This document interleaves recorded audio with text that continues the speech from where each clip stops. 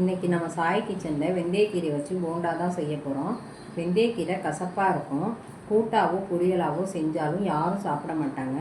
அதுக்கு மாறுதலாக இதை போண்டாவாக செஞ்சு கொடுக்கலாம். இது கூட வேறு இன்க்ரீடியன்ட்ஸ் சேர்க்குறதால கசப்பு தெரியாது. இப்போ வாங்க எப்படி செய்கிறதுன்னு பார்க்கலாம். இந்த போண்டா செய்கிறதுக்கு நல்லா ஃப்ரெஷ்ஷான வெந்தயக்கீரை ஒரு கட்டு எடுத்துக்கலாம்.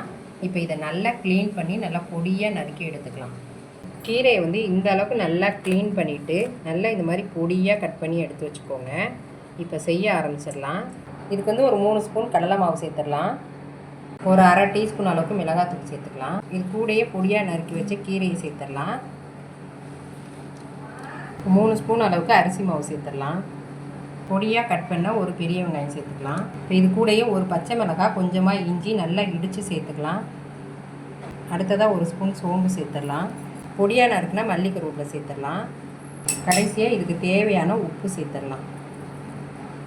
இது எல்லாத்தையுமே நல்லா மிக்ஸ் பண்ணிக்கலாம். கொஞ்சமாக தண்ணி தெளித்து பிசைஞ்சுக்கலாம்.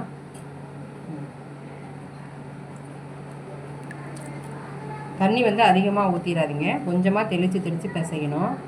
குழந்தைங்களுக்கு கீரைனாவே பிடிக்காது. கூட்டு பொரியல் இந்த மாதிரி வச்சு கொடுத்தா சாப்பிட மாட்டாங்க. நம்ம இந்த மாதிரி போண்டாவாக செஞ்சு கொடுத்தோம்னா குழந்தைங்களுக்கு அதில் என்ன சேர்த்துருக்கோன்னு தெரியாது. ஆனால் டேஸ்ட்டும் நல்லாயிருக்கும். ஸ்கூல் விட்டு வந்தது ஒரு ஈவினிங் ஸ்நாக்ஸாக இது செஞ்சு கொடுக்கலாம்.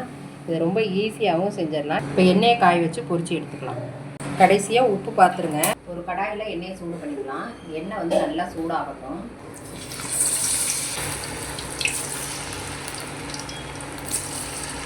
போண்டா போட்ட பிறகு அடுப்பை சிம்மில் வச்சுக்கோங்க. ஒரு 2 நிமிஷம் கழித்து திருப்பி விட்டுக்கலாம். அப்போ தான் எல்லா பக்கமும் வெந்து வரும். போண்டா நல்லா வெந்துருச்சு.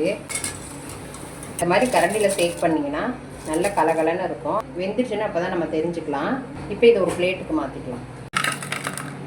இதே மாதிரி எல்லாத்தையும் பொரிச்சு எடுத்துக்கலாம்.